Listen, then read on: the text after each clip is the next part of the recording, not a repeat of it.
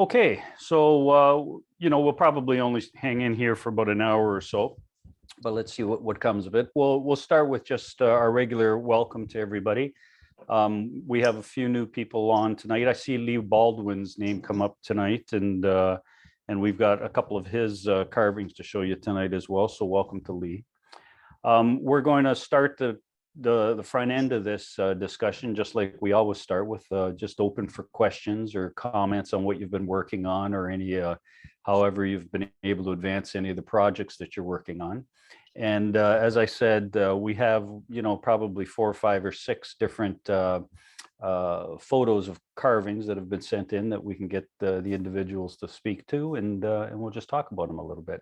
But let me just open it up. Are there any questions or comments anybody would like to make before we get started, or as we get started?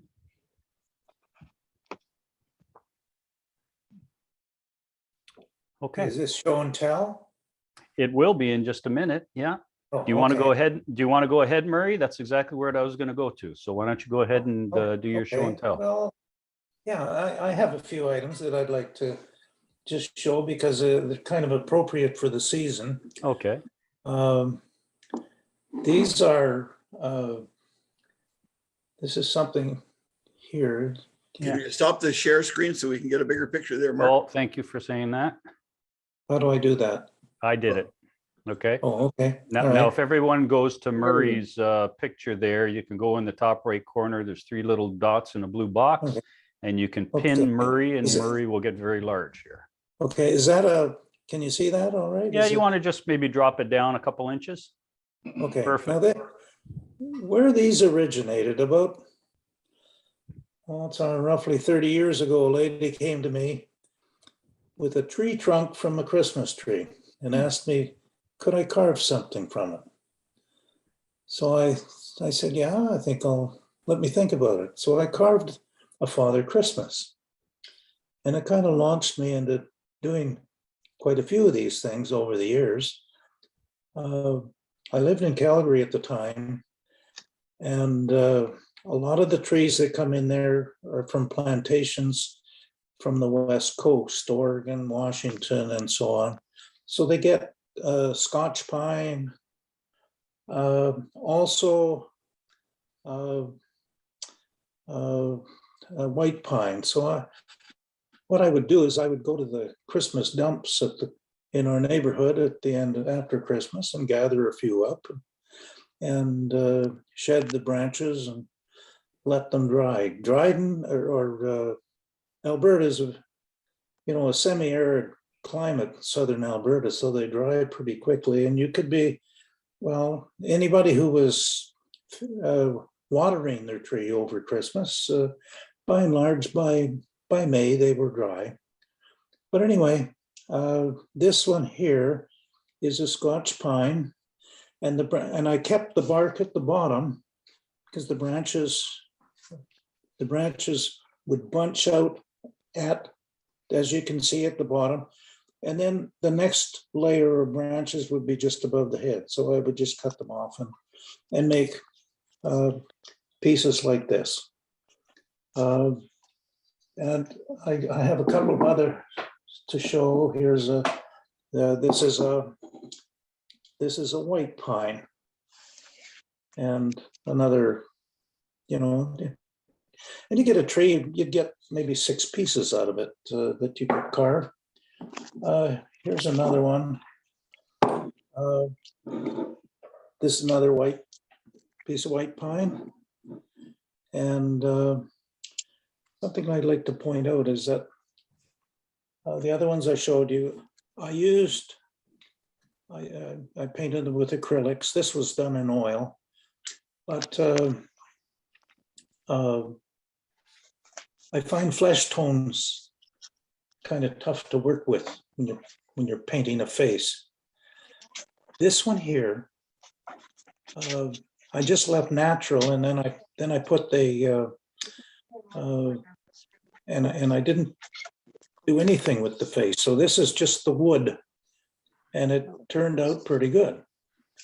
Okay, so that's 3. I've done quite a few of these, you could probably appreciate over the years, but And the last two that I would just want to show, these are just 1-inch pieces of basswood right here. And just small Christmas tree ornaments. They're about 4 inches, 4.5 inches tall. And again, I didn't put any flesh tones on the faces. This is just the natural basswood. It turned out pretty good. Lastly, I want to point out that rather than putting a hook at the top, I drill a hole, a small hole, inject a little bit of carpenter's glue into the hole, and then I take fishing line and inject it into the hole. And I can actually lay that cable in and get it so that I can hang that tree hang this piece on a tree and have the face facing the direction that I want. So that's my show and tell. Hey, those look really Very good. I nice. really like those a lot. Nice stuff. You've Well, really been practicing at your I've approached- faces, Marie. The heads and faces are really well done. You've really had a lot of practice clearly at eyes and nose and cheeks. They really look good. Yeah. Well, one of the things that you have to be careful with here is you can't give them a long nose because Yeah. of the grain. Oh, yeah. You're losing. You've got a weaker grain, but these are. Well, you can just see the bottom here. This one here is probably 10 years old. Mm-hmm. And you can see that there's no cracks. There's none of them crack. They just fairly staple. I get probably because you've got branches on both sides. Yeah. And Yeah, that's very good. Yeah. provide the strength. So, but it's something that people in this group might be interested in looking at their trees. Yeah, that's right. And a source of wood. Now, do your neighbors know what you're doing with those Christmas trees, or are you just the crazy guy that goes around dragging Christmas trees home? Oh no, I go to where the city has them off, Oh, good. and I just go there with a pair of. But I haven't been too successful here in Thunder Bay because most of it is spruce or balsam or something like that. Yeah. So, but fortunately, I do have a few pieces left from my Alberta life. So Very good. Those are very nice. Any questions for Marie? Maybe just a comment. There's my wife pointed it out to me on not Facebook. What's the other one? Instagram? Instagram. And it was a gentleman was taking the pine trees and down near where it was about the size of, and cutting it off in slices, and then using his bandsaw or his scroll saw and cutting out features in it, like a tree or a deer or that sort of stuff. And he's been doing it for a number of years now, and it's quite amazing. And it's along the same kind of lines. He goes and gets the Christmas trees that people are done with, and cuts off a piece, and the rest he stacks up for burning wood in the summertime. So it's good to see it being reused. Mm-hmm. Okay, really nice. Thanks, Marie. Let me go back to the share screen then, and we'll take a look at some others that were sent in to us. I hope everybody can see that again. Yeah, it looks good. Okay. So I think I'm on full screen. Looks like it. Okay, so Furtis, you sent in a couple of slides here of these really great Santa face carvings. Why don't you talk a little bit about those? Yeah, so a month or a little bit more than a month ago, I got a bandsaw So I was always thinking about how can I make these like center ornaments with the corner pieces. So I kind of looked online and Doug Linker's videos and all that stuff. And then I from a table saw, I kind of cut a small groove in this 2x4. And then I used a 2x2 block of basswood to cut these corner pieces. And then I was watching Blake Lunsford YouTube tutorial videos. He's got like great, like 4 or 5 streets. He carves step by step these center ornaments. I just followed that and I was able to. So this was the second one I did. The one after the next slide is the first one that I tried. So I was pretty pleased with the way they turned out. And yeah, so these are like 2x2 corner pieces. This one is like 4.5 inches long, and the other one before is like 4 inches long. So, you know, so that's how I did it. And I really enjoyed carving these. You really have to improve. You really have improved. They're nice. Very, very nice. Thank you. Thank you.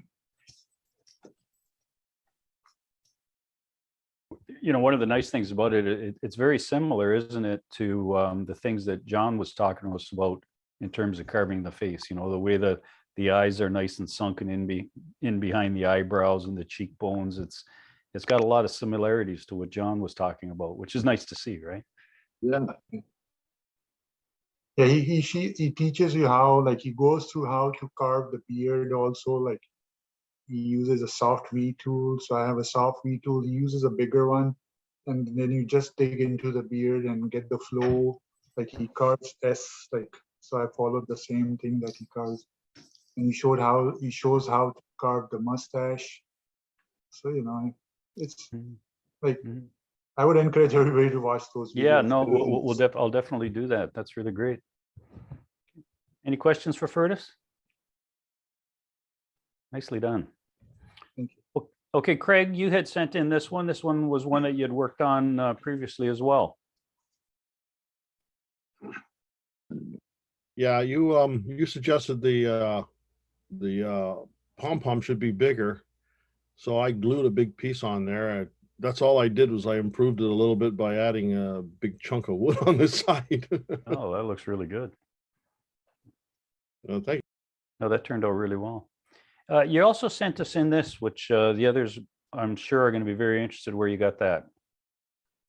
I got that on our friends at Amazon. I found it on Amazon. It's kind of a crayon with graphite in it, so it's got wax on it, and I use that to join the piece. In other words, I crayoned all the part, and then I just blued it in, like I call it bluing it in, but I just kept pressing it together until I got the curve just right, and you can't even see the seam once I was done with it. Oh, that's good. That was good practice for me. Yeah, and so with that graphite crayon, then were you able to wash it off with a little bit of soap and water later before you glued it, or was it hard to remove from the wood?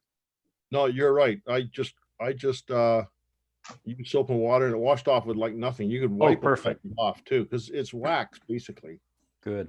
Yeah. And the graphite doesn't dry, so you can just rub it a little bit to get your high spots, and then just hack away. That's why I thought I'd send it, because I didn't know it was going to work, but it worked, because we can't find the chunks of lead that you talked about. Yeah, and others have been finding that difficult too, and maybe they don't provide it anymore, you know, because it was basically lead. But you know, the graphite and the crayon type is even better when you think about it. Yeah, I got it from Amazon. It wasn't very much. It was $4 or $2 or wasn't very much. I can't remember the price, because no, that's great. When you get old, you forget things. Yeah, yeah. Okay, any questions for Craig? I find a soft graphite pencil works just as good as any of those other things. Well, which is that? Just a soft graphite pen, just a regular pencil, but the soft rather than the hard. Good. Yeah, okay, good. Yeah. Do you know what grade it is? Because graphite pencils come like everywhere from 2H, and then they go to 2B, then they go to HB. So I don't know which one is soft. I forget. I used to know it, but I forget. H stands for hard, B stands for soft. Yeah, Usually 7B or 5B in that area. They're getting very close to being the softest graphite there is. Okay, great. Okay, Murray, you sent in a few slides of an interesting caricature that you completed. This is a Christmas carving for a mom giving her son a Christmas present. And the problem is that I had is that she knew that I did this kind of thing. My wife talked to her, sold her on the idea, and then she came to me and said, I'm going to send you some pictures. So she sent the pictures of this very ordinary looking guy. The only unusual thing about him is that he had a man bun, his light beard, mustache. But then I was told that he doesn't have the man bun anymore. We don't want that man bun on there. These are all verbal. There's no pictures now.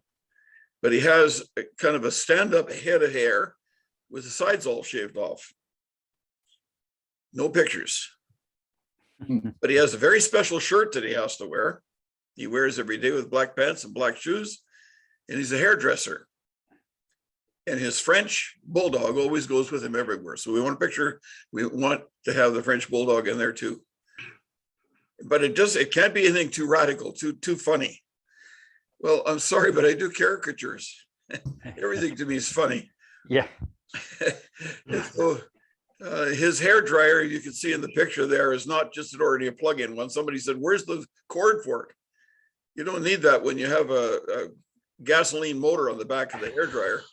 absolutely. With 4 different orifices on it. And that'll really dry your hair. I was going to put flames on the end of it, but that was a little bit much. Yeah. And so there's the dog's picture in the middle, and his picture is beside the foot of Nick, the hairdresser. Very nice. That's really good. It's a bit of a challenge when you don't know the person. Yeah. And if it's an older man and he's got a life experience, he's a farmer or he was a fireman or something, you can do a lot with it. But when these guys are young and they're in good shape, there's no pot belly. He's about 6 foot tall, so his head's about, if you can see in the picture on the right, his head's a little bit taller than what it should be, but it just does that caricature a bit of exaggeration. So part of it is to, when you're carving it, to get that look like a shaved head, is before I started to paint it and putting color onto it, I burnt holes into it, little strokes all over it to make the hair look like stubble. Mm-hmm. And then you apply the first coat of paint, which is a little bit darker than his skin. And then after that, I put another coat on top of that, and I rubbed a bit of that dark wax finish into it, which you rub off, and it fills the pores up and gives you a bit of a look of hair. Mm-hmm. But it's quite a challenge. Oh, it looks really good. Now the head is separate, the hair dryer separate, the comb's all separate. I take it. And so are the arms. Oh, good. Yeah. And so the arms, again, what I try to do on that part is when fastening to it, a way that I've been using lately for it, it works quite well. If you think of a 1/2 inch surface, which is about the size of his shoulder, and I do the arm, cut it about maybe in, would be almost a 3/4 inch cross piece that comes square, the angle down. And I put the Gorilla Crazy Glue in the middle of it, a dab of glue in there, and then you put the wood glue around the edge. The Gorilla Crazy Glue, which is a gel glue, has about 10 seconds before it sets. And so it acts like a vise. Once you press it in there and hold it for 10 seconds, it is solid. And they wait till the next day before you try to carve it. And the wood is glued, it's been glued really well. No matter what happens, that thing doesn't break off. So it acts a bit like a dowel. Okay, any questions, comments for Murray? One of the things that I've seen in the past and that I've used on a number of carvings when I want stubble like this, especially if you're doing a cowboy and you want the stubble, on the bottom of his cheeks and down his face. A number of people use a very light gray. It's called Payne's gray. It's kind of a blue gray or a gunmetal gray. And if you put it on as a wash, and I mean a wash, like 90% water and 10% Payne's Gray, and you just put this on, it really gives you a nice stubble look as well. So that's another way to do stubble that I found kind of gives you an interesting look. Oh, very nice, Mary. Yeah, really nice. Yeah, looks good. Okay, this is a couple of slides of a carving that I completed for Christmas. The one on the left, my mom, my 90-year-old mom, for whatever reason, has become obsessed with old cowboy movies. So I made her this for Christmas and sent it off in the mail the other day. So it was a fun little carving to do. I had made the boot a little bit before, probably late summer, early fall type of thing. And then I just added the presents later. And the boot is a very simple boot. If you wanted to try it, give it a try. I think I still have a pattern that I drew up. I can send it to you if you send me an email message if you'd like it. But very simple to do the boot. I used that graphite method to put all the little presents in so that I could see which present fit where and make it nice and tight. The little candy cane on the top is just household wire, copper wire that I sanded the varnish off the copper wire, and I put a white base acrylic on it with a little red stripe. Everything got a coat of urethane over it. And I, as I said before, when I put urethane on something, I wipe it off right away so it has a real matte finish instead of a gloss finish. The little tag on there that says Mom is just a piece of roof flashing that I cut out. There's a little straight pin going through it to make it look like a little string holding on to the end of it. The writing of Mom is very fine because it's just a lead pencil. And so, I put a matte finish, kind of a linen color on the back to make it look like a little tag, wrote Mom in with a pencil. Then I hit that with urethane as well to seal it so that the lead would never come off. The snow that the boot is sitting on is actually white glue with very fine sawdust. Just put it on, it dried rock hard, and then I painted it white with a little bit of urethane to make it a little bit shiny afterwards. Peggy had a little bit of little sparkles that she used to use decades ago when we used to do ceramics together. And I just put a few dabs of white glue and put these sparkles in, so give it a little bit of a shine. And the other thing you might be interested in, where it says Cheers Partner, that is one of those acrylic pens. And so it's a pen that is full of acrylic paint. And I find it kind of useful to use that because you don't have to worry about having too fat a paintbrush or too shaky a hand. You can pretty much write, the script that you want on it. And I just put Cheers Partner there. So that's the one I made for my mom. The one on the right, I think I've shown some of you in the past.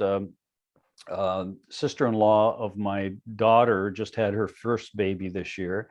And they're real campers, and they've already had the baby out on a portage. And so her mother, my daughter's mother-in-law, asked if I could make a Christmas ornament. So I came up with this, and they've already opened it and hung it on the tree, so they're pretty pleased with that. And that's probably about 1/4 of an inch thick basswood, and you can see the size of it just against my hand. Very simple relief on it. Painted with acrylics, a little bit of blending to make it look like it's running into a nighttime scene and the stars are coming out, and then a urethane finish over the top of it. Very simple little carving, but it's a nice little design if you ever want to try something like that. I love those mountains in the background, Mark. Yeah, that really worked well. yeah, and the little clouds that are shape of hearts. I kind of enjoyed doing those little things. So Yeah, that's a beaut. How do you get your pictures so sharp and clear? the photograph. Yes. So that's with a digital camera, obviously, like the old 35 millimeter camera. So it's a DSLR, they call it. And I make sure that there's plenty of lighting. On the one here, the lighting wasn't that great, so I made sure it was on a tripod to keep it steady. So you could take a picture at like a 30th of a second to get a lot of light in and no shake. with a tripod would provide no shake. The other thing is if you put the f-stop at a very wide f-stop, like 3.5, that means the aperture is very wide on the camera. What it tends to do is make a real crisp focal point of the thing you're focusing on, the boot, but it blurs the back. And so you can see our Christmas tree was in the back and it blurred. And so, you know, just the contrast, a real crisp front to the blurred back just makes it look nicer. And that's just what the f-stop is, opening it up. Not sure you can do that with a you know, like the camera on your phone or something like that, or on an iPad. Not sure. Somebody may be more informed about that. I just use this particular camera. Yes, thank you. Okay, Lee Baldwin is a new member for us here. If you know Lee, he's on Instagram, I know, and I think on Facebook, but Instagram, I follow Lee and I have followed him for a little while. He calls himself Coffee Break Carver because he does his carving during his coffee break, and he's making some beautiful things. So Lee, do you want to talk about this a little bit? Yeah, am I on mute or can you hear me? Yeah, I got you. Okay, yeah. Yeah, so this was just, I carve in my car or around my car on my brakes, and I've done a couple of caricatures of other people, and then I decided I'd do one of myself.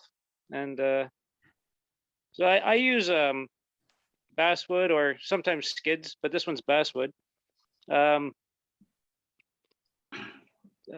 Yeah, so I use so I just started and I bought the Whittling or Carving Country Folk by what's his name? Anyways, this carving Country Folk or something. But this is a Billy Ray pattern, and then I just turn them into different things usually, because can only carve the same thing so many times. So yeah, this is Billy Ray, and then I carved myself basically. Very good. Very good. Yeah. It made me think, you know, we're going to be talking a little while about, in a few minutes rather, about a caricature carving show or competition just for ourselves. Maybe we should just kind of pick a person and try to carve them. The people on the call here, just try to do a caricature of them. We might lose some participants. I don't know. Yeah. That's really good. It really looks good. And then you sent this one as well. Yeah, so this one I sold a carving to a friend at work, and then I bought this flex cut whittling jack, and I like it. And then this is the same Billy Ray pattern, and then I just made an elf out of it though. And he's painted with acrylics that I take from my kids' paints, and yeah, but it's the same pattern. And I think this one's my favorite one that I've carved so far. Looks really good. Thank you. Any questions or comments for Lee? Paint looks great. The eyes are okay. You're coming right along. Looks Oh, good. Yeah, I gotta practice the eyes still. Sometimes they come out really nice, and then sometimes they're more like triangular. It's that curve on the inside of the, like by the nose. I gotta, yeah. Oh, look, they look really good. Yeah. I think you've been watching the videos, so you would have seen when John Paul was talking to us about carving a face, and one of the things he kept talking about was making sure this eye plane is well below or well behind the bridge of the nose, and you've done a really good job of that. It looks really good. One of the Okay. comment I make on that for you is that this is a smaller carving. If it's in proportion to that pocket knife, it would be about 3 inches or 4 No, it's about 5 inches. 5 inches. Yeah, The smaller I go, the worse it is to make the eyes. So if I get a bigger piece, I can do a real good job of eyes. Otherwise, I try to fluff it, because the tip of the knife really has to do the work. And if it gets too small, yeah. it's hard to give it a good shape. The handle on the board is tall, and he's about a little bit different. And that knife that you use, that's the flex cut. I think they call it the carving jack. I have that as Whittling well. jack. if Yeah. you guys are on the call, if you're looking for a Christmas gift to get yourself, that's a really good knife. It's it's something that fits easily in your pocket because it's flattish, and really good steel. Very, very sharp knife. Yeah. I like it. Okay. Yeah, that's I got that for myself for my own Christmas present. Yeah. There you go. There you go. Okay, guys. So does anybody, I'll just stop the share here so that you can see each other. Does anybody else want to just show something in the camera that maybe you hadn't sent in to me? Well, I've got one of those Christmas socks that I did, but I didn't get a chance to send it in to you. Have you got it there now? Yes, I do, yeah. Great. Oh, very good. Just pull it back towards your face a bit. Oh, that's really good.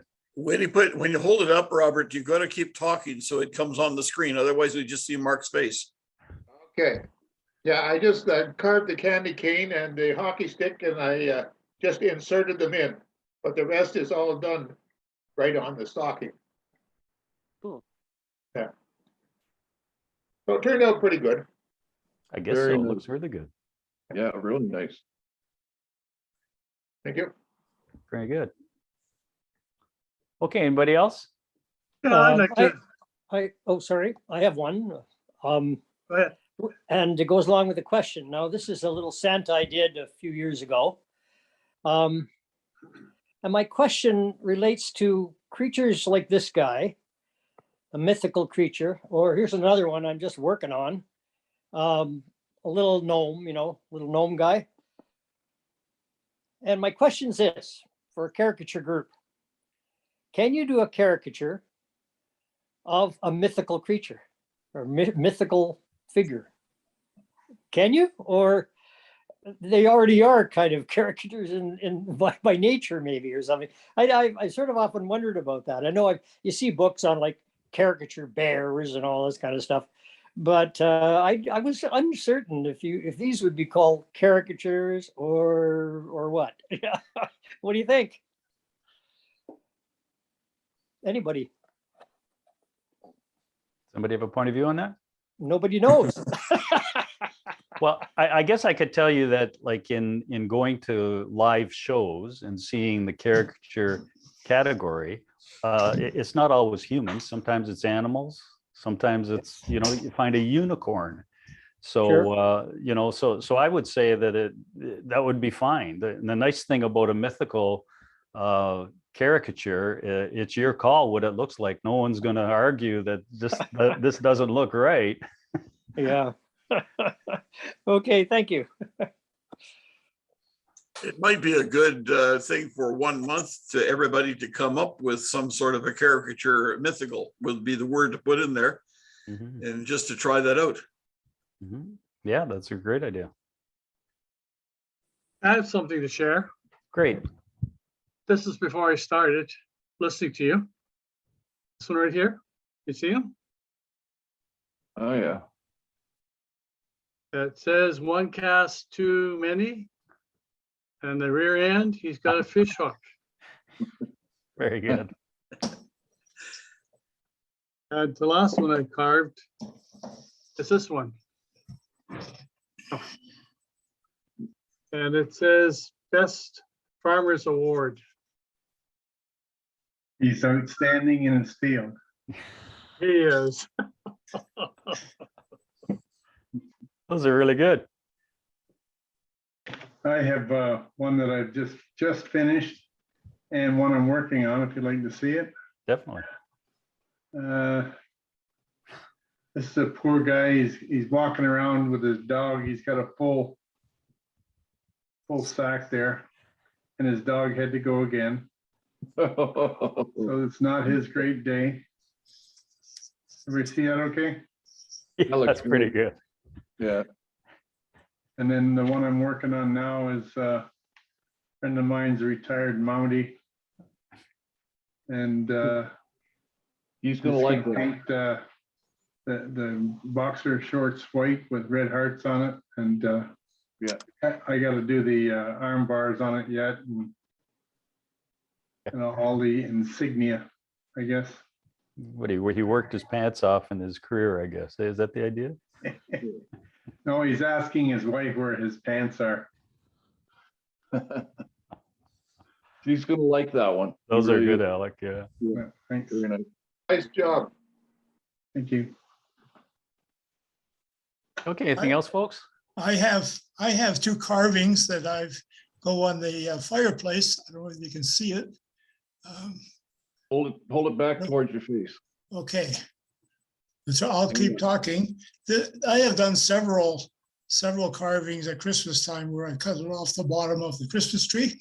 So I get friends and neighbors Christmas tree, and I cut the bottom off, and then the next year I give it to them as a gift and call it from your last year's Christmas tree.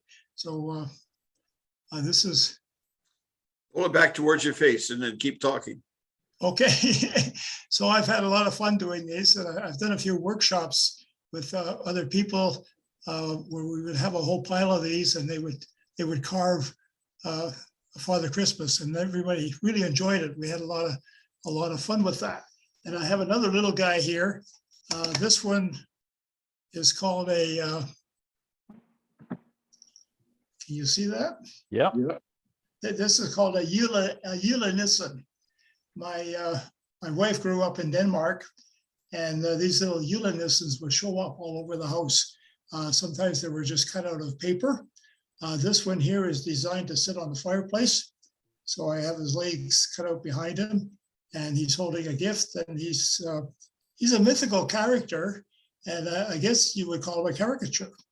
So this is a caricature of a mythical being.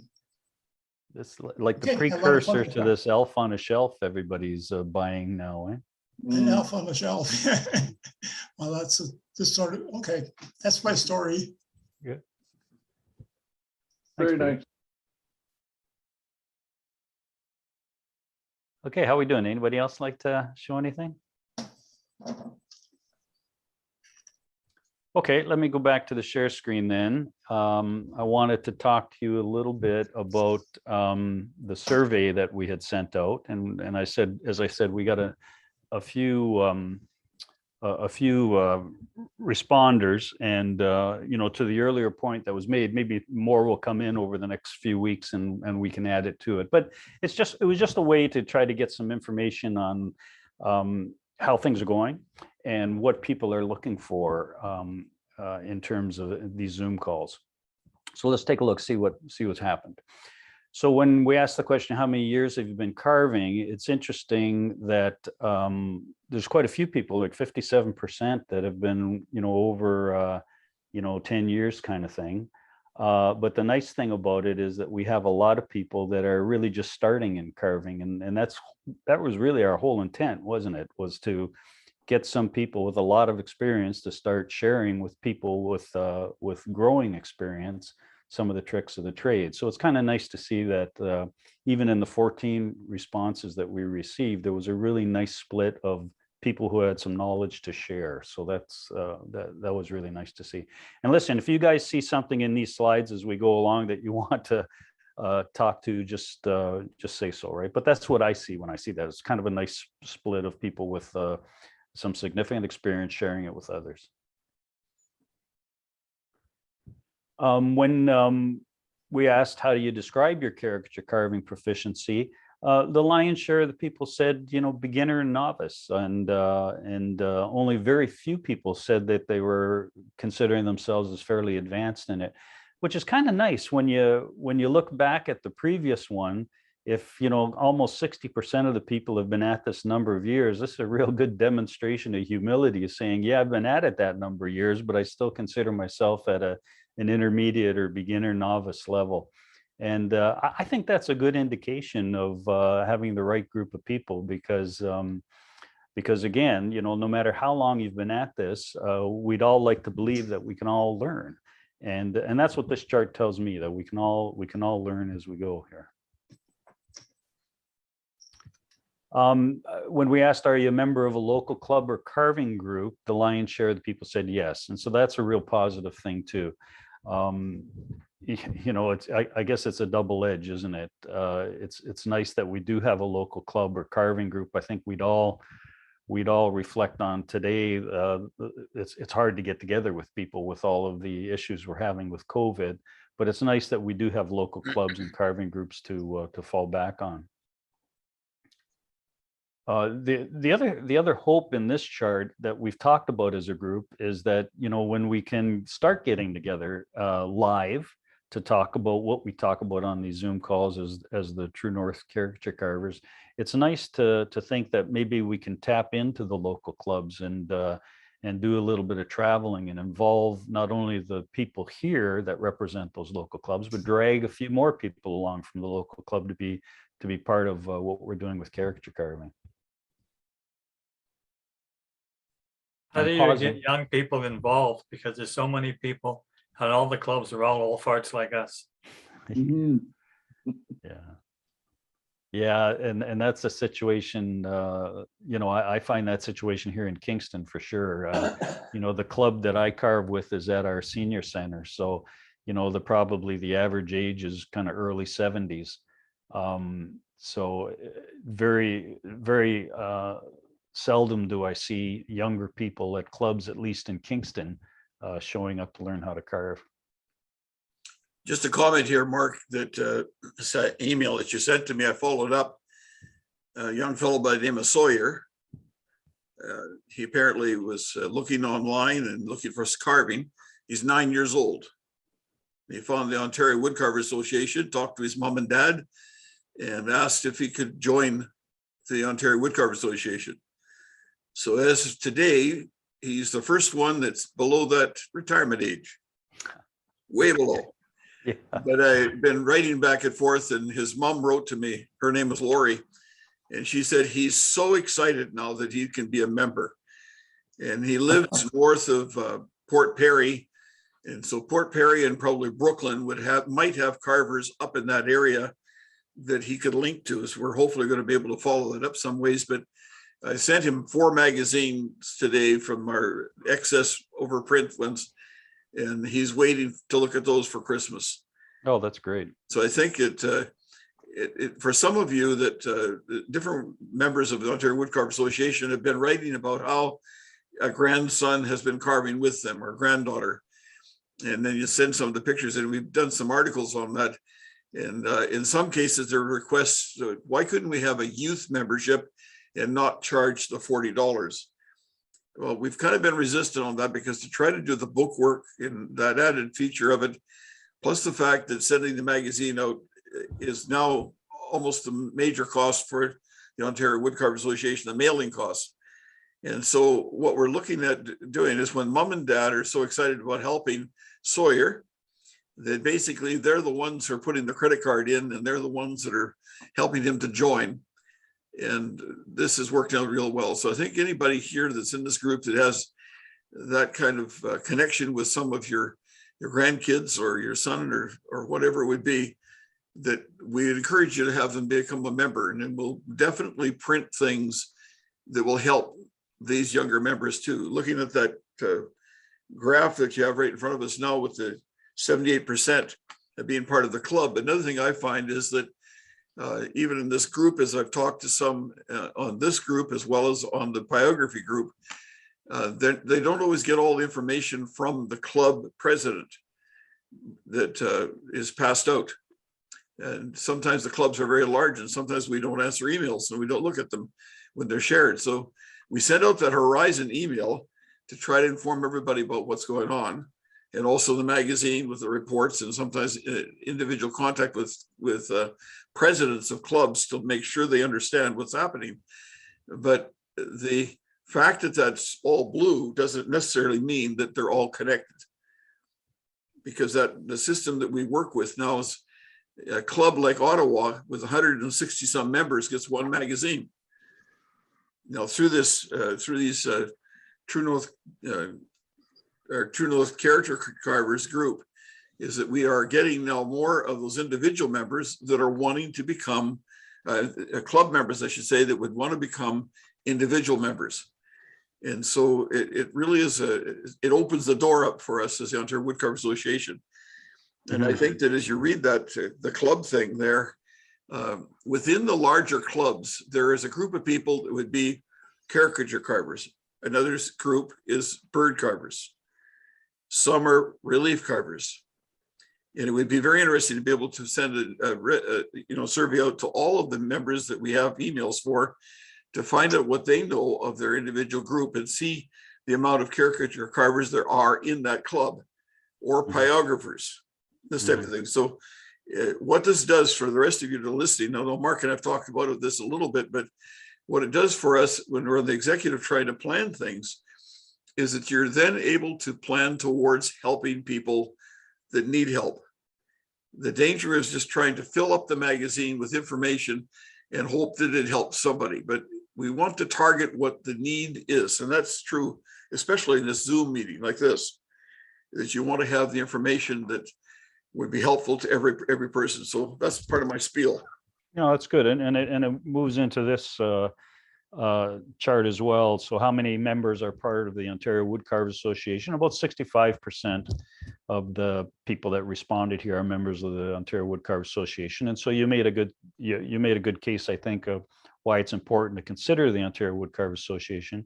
The case that I'll make is that when we do get together as a group and are at some facility, I'm going to want to have the ability to say to the owners of that facility that we all are insured.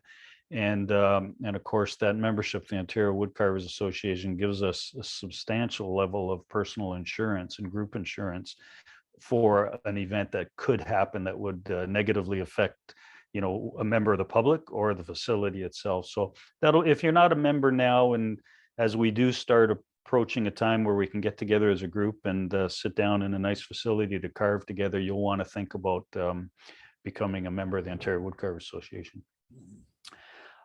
So we asked, how difficult does the Zoom technology make it to participate in discussion? So 5 was a more positive response, 0 was a more negative response, or 1 was a more negative response. So, people are generally saying, at least of the 14 of us that responded, that, the Zoom technology, we had a little bit of growing pains, but we seem to be using it fairly reasonably now.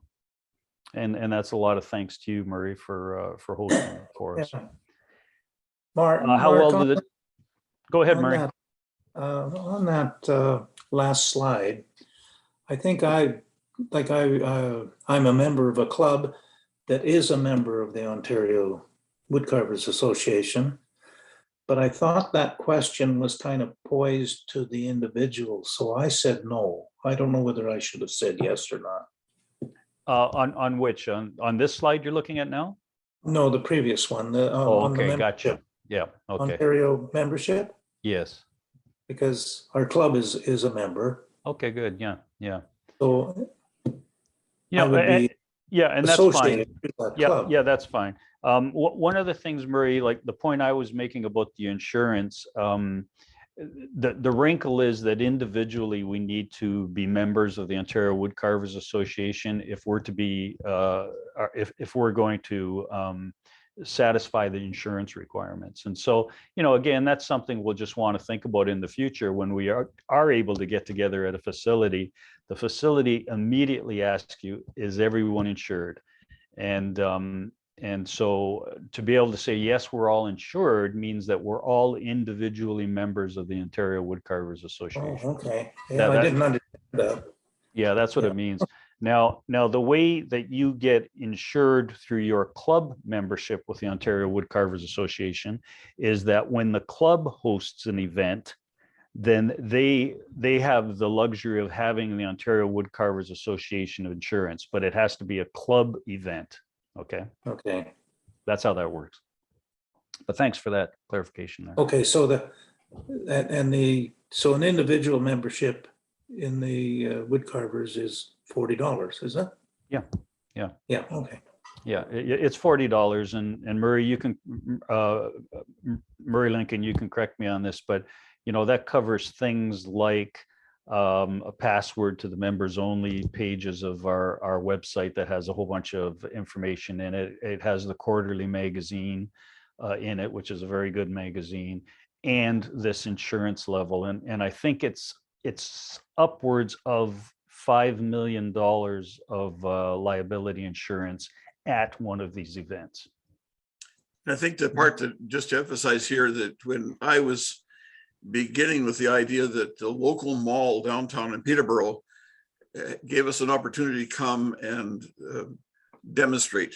The mall wanted to know, are we insured? So checking this out with Kevin Reed with our Ontario Wood Carvers Association, if I'm representing and doing the demonstrations as an individual carver in these different facilities, and I've got the banner there, or at least a sign there telling that I'm trying to talk about the Ontario Wood Carvers Association, then I am covered. And that's one of the great advantages of having that individual membership, because you can do things like this that help. Now, when Mark mentioned most of the facilities will ask if you have, and they insist that you have insurance before you take part in it. There are some facilities that already have overall insurance coverage. For example, Lang Pioneer Village, we don't need to worry about that coverage there because they have that coverage on anybody that's participating in their realm of outreach and demonstrations and so on. So it's sometimes a little fuzzy, but the great advantage of having individual membership is this business about the website and having access to the old magazines that are now on the website. They're there for members only. And so I think that there probably is, if there's a request that comes from a local group that belongs to a wood carving club, I'm not sure, Mark, how that works. Do they get access to that page because they're in a club? Only individual members right now are getting access to that page.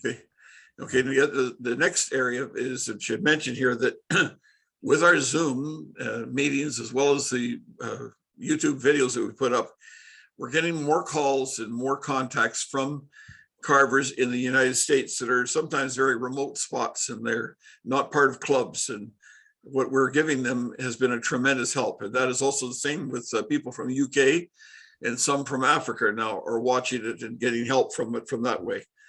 And so it definitely has expanded the horizon of the Ontario Wood Carvers Association. And in Canada, there is an outreach going to a number of different areas where there are people that are not close to or not in a club that get a lot from the meetings that we have, and they want to know how they could be involved. And so we're looking at the people that are outside of Canada. We're not going to be able to produce a magazine and ship it. You know, when the shipping costs for some of the magazines are $10 or $15 to send one magazine to a country. So we are looking at the possibilities of a digital magazine that will be online. So that's just a tentative thing we're looking at right now. So that individual membership then would give access to that digital magazine. They probably still keep going to give us we'll still be doing the printed copy as long as the costs are effective and we can have enough membership that covers it all. But those are some of the areas that we just need to think about. So individual membership is really a great help to all of us, and it helps support the Ontario Wood Carvers Association. Mind you, that the executive is we're doing all of these things free of charge. We don't charge. We don't have a salary. Just to make sure you understand that. Okay, a question then. Would that insurance cover a member if he were teaching a class? As long as it's under the Ontario Wood Carvers Association banner. So if you were Okay. doing that as sponsored by the Ontario Wood Carvers Association, then you would be covered. If you were Okay, doing but it, you would have to have their sanction then. oh yeah, for sure.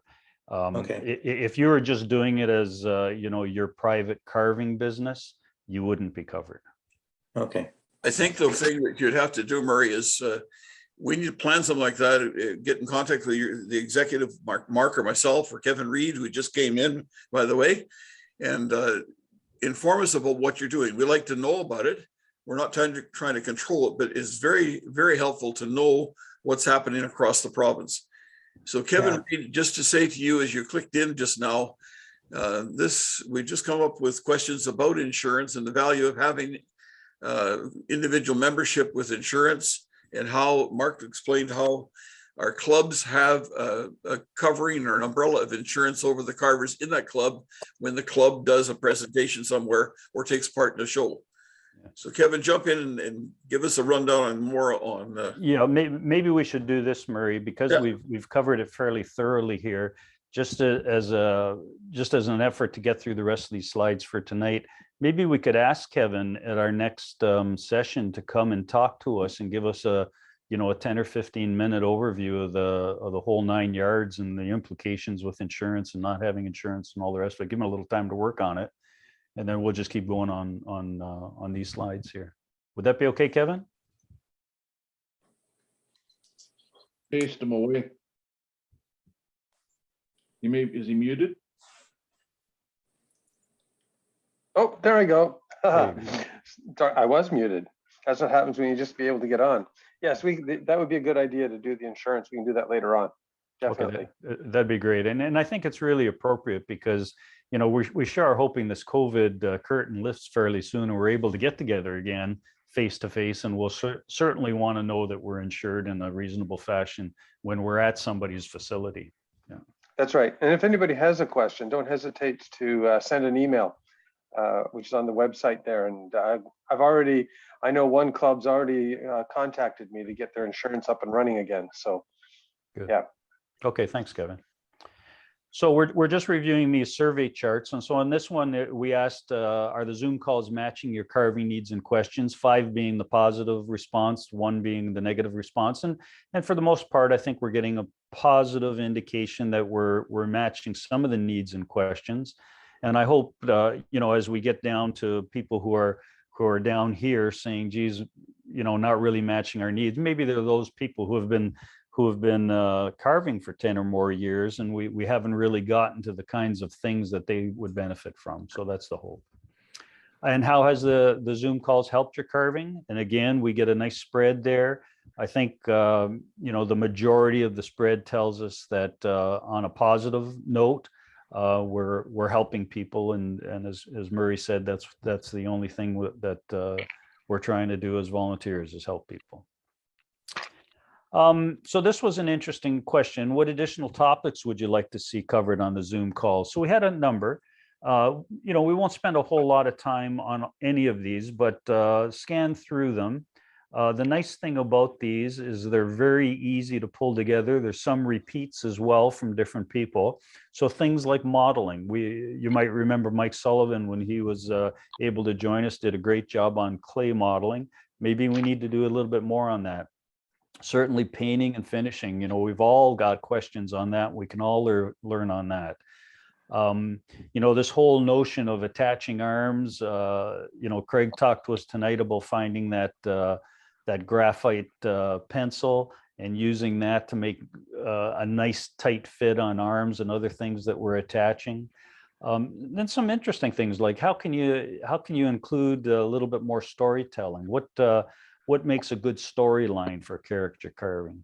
And in a similar vein, what are judges looking for? And I know that Mike Shepard isn't on the call tonight. Mike is a terrific live show judge, and he would be glad, I'm sure, to give us his perspective on what judges look for in caricature carving. Of course, things like eyes and what makes a nice caricature, rough carving versus smooth carving. And we saw some examples of both rough and smooth carvings tonight. Some other ideas, character design development, and then specifics like hands and clothing, the type of tools that are best to use. We have one member, this was an anonymous survey, but I know Zenon won't mind me mentioning his name because Zenon is an outstanding bird carver, and he was suggesting maybe a small bird, not really along the lines of caricature carving, but we could probably, if we did something quick on a small bird, we'd probably learn a lot of things that we could apply to caricature carving. And then specifics again, hair, expression, movement, painting again. We talked about skin tones tonight, and that'd be something we should come back to, telling a story, and more painting. So some really good ideas that John and I'll think about before our next year's sessions, and we'll try to meet some of these needs. Hopefully, we'll get some more responses around specifics of what people would like to see, and we'll try to come up with something that's useful to you. When we asked, are you viewing the YouTube videos, about 60% of the people said, yeah, they're viewing. I would have expected it to be higher, to be honest with you. But possibly the 14 people who responded are the people around the table tonight that are always on the Zoom call, and they haven't a need to go back and look at the videos. But I do know that people who are unable to meet with us on Thursdays, the third Thursdays of every month, are making use of the YouTube videos. Asked is an hour and a half per Zoom call about the right length, and people said, yeah, generally the right length. Some felt it might be a little long and we could shorten it up. And then, have we entered any live shows? About a little over 70% have entered a live show in the past, and 29% have not. And are you interested in a virtual competition with just our True North Caricature Carvings? It's interesting that only 43% of the responders said, yeah, I'm interested. Another 43% are undecided. I would hope that the people that are undecided are people who haven't been to a show before and just maybe feel that it's not appropriate at their level of carving to be entering a show. And I hope we can convince all of those people that what we're trying to do here with our virtual competition and show is just to make it a friendly show and competition, that nobody's going to get embarrassed or centered out on a carving. I found that in my own experience, my carving ability improved exponentially once I started going to shows, because I got to see other people's carvings. I got to talk to those people. I got to talk with the judges and understand what they're looking for and what they're not looking for. So, a competition and show with some good judging and good sharing is a really valuable thing to your carving. So I hope that those that are undecided, we can sway them to be part of this virtual show. Okay, so those are all of the slides that I have. If anybody has any comment on any of those, please make it. I will say that if you ever want to do a survey like this for yourself, whether it's for your carving club or whatever effort you're involved in, you might be volunteering for a church group or something else. This was made on what is called Google Forms, and very simple to use. This survey I probably put together in about 15 minutes. And all of these charts are created for you as a summary. So if you haven't and you think you have a need to do a survey like this, give this Google Forms a chance. And I think you'll really be pleased with the result. Okay, guys? I Okay, the last thing that I wanted to cover with you, if no one has anything they'd like to say at this point, is that virtual show. And so let me see if I can't pick that up. I sent it to you all individually, so I'm not going to go over it in great detail, other than to say that we want to make the virtual show and competition a part of our Zoom call. So it's not an extra Zoom call. It's part of our Zoom call. We want to make it simple, and we want to have some fun with it. It's going to be no admission fees, zero cost to anybody. And keep it within the True North Caricature Carving members. So as I've said a few times, we have probably about 50 odd people now listed as part of our True North Caricature Carvers. We tend to get about 20 showing up at these Zoom calls. But for any of those members that want to be part of the show, we encourage them to be part of it. The proposed general rules, and these are draft rules, I'll go through them, and then if you want to change them or expand on them, that'd be great. But I'm thinking that we'll submit all of the entries by the end of February. And I was also thinking that we'd open it up to any carving that was completed in 2020 and any carving that is started now and completed in 2022. And the notion behind that, that's kind of been the lifespan so far of the True North Caricature Carvers. We'll submit all of the carvings by emailing me at that address, up to 3 photographs. And as Murray talked about this several Zoom sessions ago, these photos should be in high resolution, something like 500 kilobytes to 1 megabyte, and try to make it where the carving really fills the screen. You don't want a little tiny carving in the corner of a room or on a large table. From a judging standpoint, we'll take a look at those photographs. John Paul and I will try to select the first, second, and third in each of 3 categories: novice, intermediate, and open class. And although we hope to have 5 or more carvings entered in each of novice, intermediate, and open, if we don't, we're not going to just give first, second, and third to 3 carvings in novice class as an example. So what we'll do is, if we only have 3 carvings or less, only the first prize will be awarded. If there's 4 carvings, we'll have a first and second prize. And if there's 5 or more carvings, there will be the first, second, and third prize. And that's pretty standard way of recognizing carvings at live shows. Then the notion would be John Paul and I will provide a live judges critique of all the carvings and announce the winners at our March meeting. So March 10th at the True North Caricature Carvers Zoom meeting. Awards are pretty significant. So certificates of recognition for first, second, and third in each of the classes. Murray's done a really good job of making certificates in the past. So hopefully we can tap into Murray to help us with this. And they've been so well done that people who have received these certificates have framed them and have them hanging in their house. So I'm sure Murray would be glad to help us with that. As you can see here, at the discretion of Murray, he's going to allow first place winners to either receive a small vehicle or a 1-year membership to the OWCA. I don't know what you've come up yet with Murray on that. Sounds good to me. Cars are really small cars. Yeah, that's right. And all first, second, and third winners will be featured, of course, in the Ontario Wood Carvers magazine. And if you're not a member of the Ontario Wood Carvers Association, we'll mail you a copy of that. And all carvings rather will be presented on our Ontario Wood Carvers Association website. So milestone dates, today's date is just introducing it, and hopefully we'll play with the rules a little bit here. If you have some ideas, we'll change them.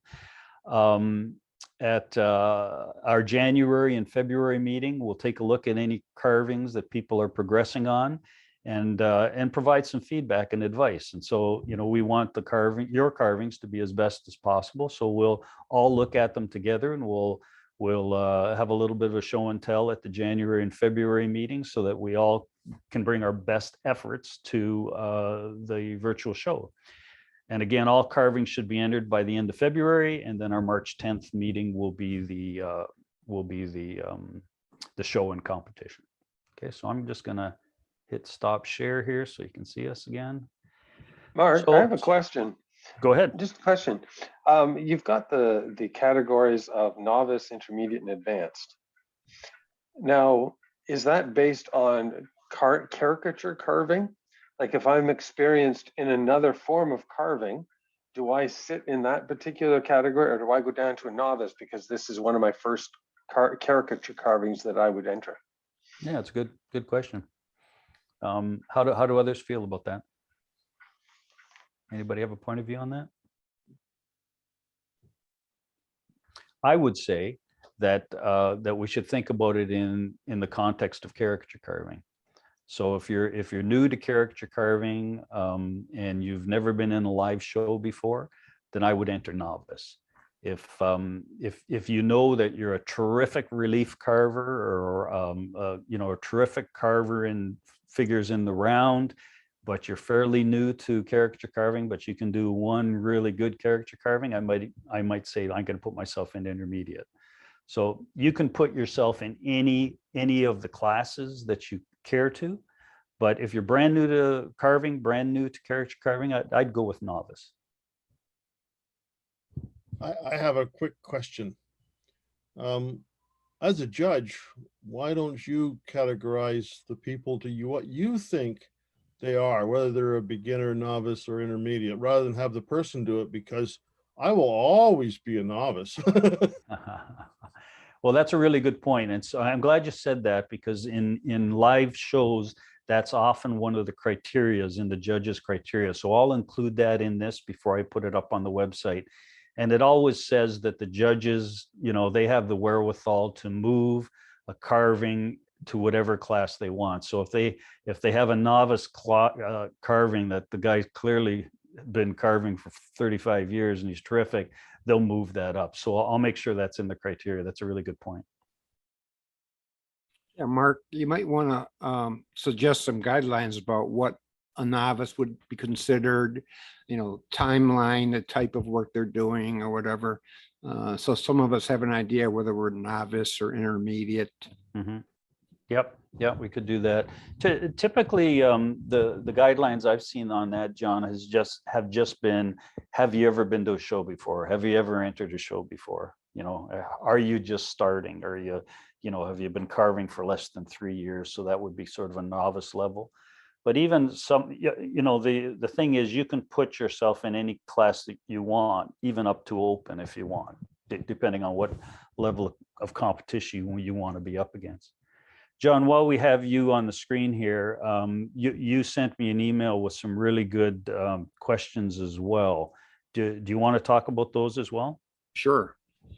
Some of us beginners are seeking out expertise from known carvers by means of Zoom sessions, in-person help at rendezvous and whatnot. And so those types of carvings, aren't all mine because I'm getting help from the pros. Although I did most of the work myself, I'd like to know what the guidelines would be about submitting something like that.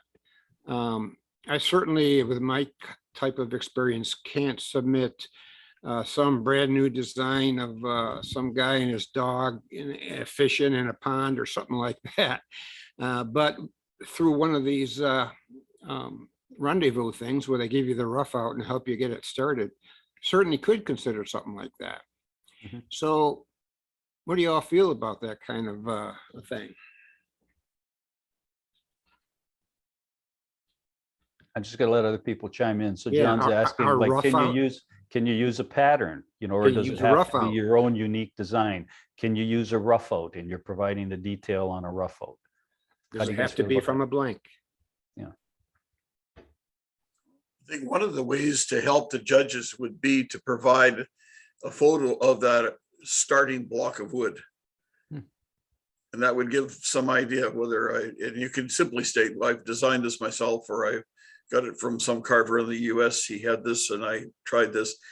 And so we don't necessarily check up on the person and what they've done, from where it comes from. But it's our own honesty. And the main thing is you want to improve and how you're going to grow.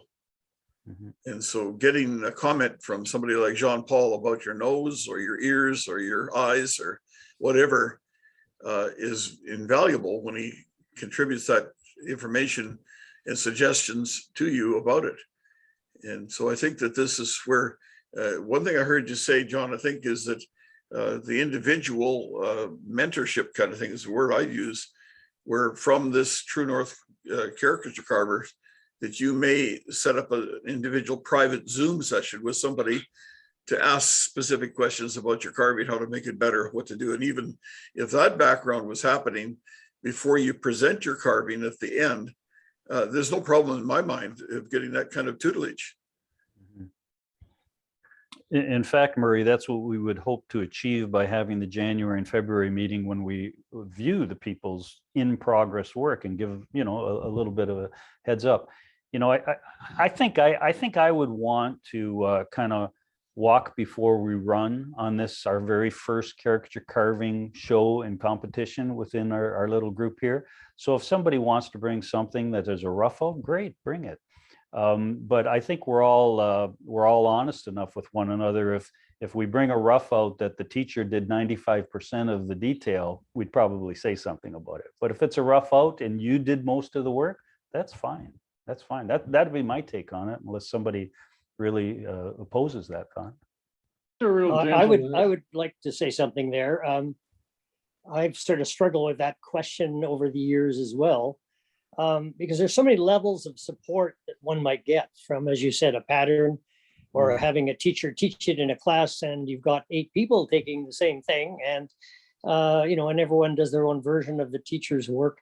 I think for the level of competition you're trying to create here, the idea that you've totally done it yourself, I think would be a kind of a good standard to set, rather than it was half carved by somebody else, or it was totally painted by your wife, or whatever. Like I would think that it's just totally done yourself. Whether you did it from a pattern, or you took it in a class, or copied somebody else's work. For this level of competition, I don't think we need to be as strict as some of the large international competitions, or we're trying to be more, as you say, friendly and so on. So but for my feeling, I think that we should totally do it ourselves, whatever you produce. Yeah, and I agree with what you're saying, Mike. It is a continuum, isn't it? But what I wouldn't want to see is somebody that said, you know what, that darn instructor, if he didn't take my knife and for 2.5 minutes carve on it, and now I can't enter it. No, that's not the case. Okay, that's not the case. But right. The truth is, when at some live shows, when you see the same pattern, 3 different patterns in a class, in a category, that was done in a class.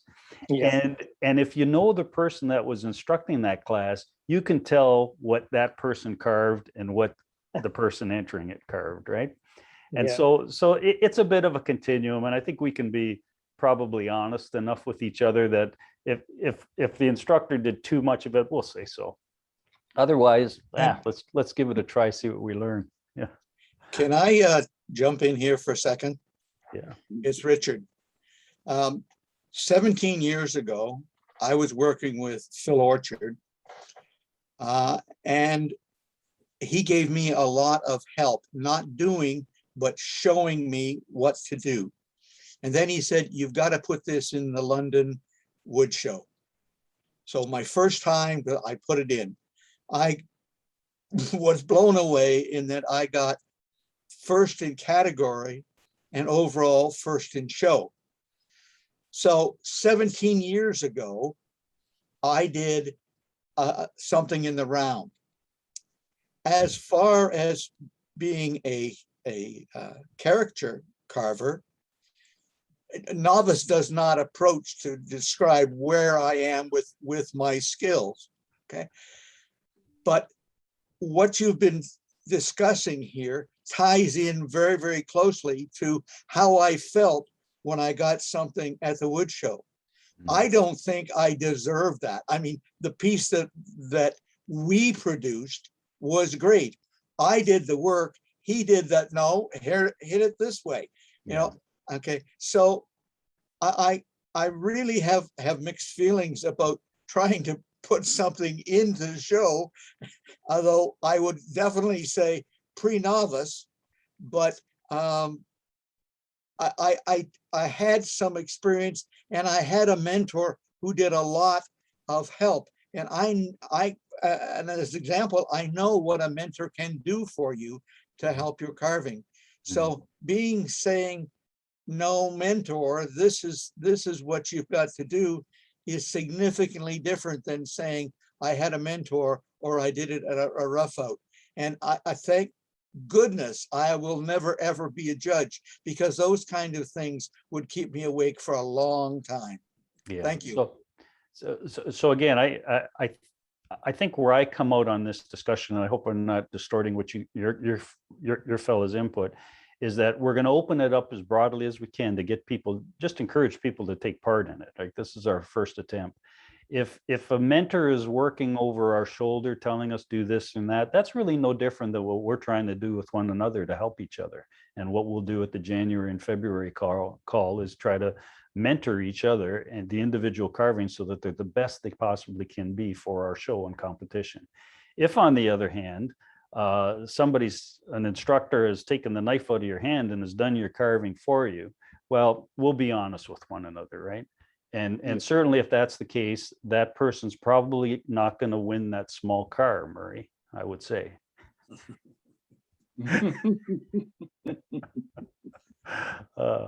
Just a comment I would make here, based upon our Zoom sessions that started last spring, and what I've watched happen is each one of you are now showing more. Mhm. You're presenting things that you would never have shown before. So your confidence level, each one of you seems to be growing. And the ones that have done more caricature carving are just having a lot more fun because you've got an audience to show it to. Yeah. And I think that's what a lot of the carvers that I've been speaking to are missed, is that with the shutdown of their club, they've just simply stopped carving because there has been nobody to show it to. Mm. And it's like something with your Christmas carvings, Mark. Not another one, Dad. Come on, our shelves are full. That's right. That's a good point. One of the bird carvers told me that happened. He said, I stopped bird carving because my kids didn't want it anymore. And I sure can't sell what I carved. That's good. Okay, any other comments or upgrades to the criteria for the show? No, but I have something to show you. You mentioned bird carving. You could always do a caricature bird carving. Very good. Very good. That's good. And they're all caricatures, not well done, but that's okay. So your internet's a little bit choppy, Karen, but I was able to see that. And so it just made me think that like something like you produced there would be fine to introduce to this competition as well. You know, like it's a caricature, you know, we talked about it could be an animal, it could be a human, it could be something mythical, all of those things. You have one that's gear driven that has a little bit of action to it. I would say put it in, you know, and we'll just have fun with this and learn from it. That's the thing I wanted to bring up, Mark, was the fact that this is a learning session. This is, you know, if we just take it easy on each other Yeah. and just enjoy it, I think it'll work out good. Yeah, that's right. Okay, guys, if no one has any parting comments, we'll call it an evening. Thanks very much for joining us. And I hope this has interested you in taking part and participating in this show. It could be a lot of fun for us. And certainly I'll work with John between now and the January meeting and put together a little bit of an itinerary for our 2022 meetings that get at some of the things that people were asking us to expand on through the survey. So with that, Merry Christmas to each of you. I hope you all get a very sharp knife under the Christmas tree and a lot of basswood. Got mine ordered. There you go. Have a good night, folks. Thank you. Good night. Good night. Thank Merry you. Christmas. Merry Christmas, Merry everyone. Merry Christmas. Merry everybody. Christmas. Merry Christmas to y'all. I'm learning lots. So am I.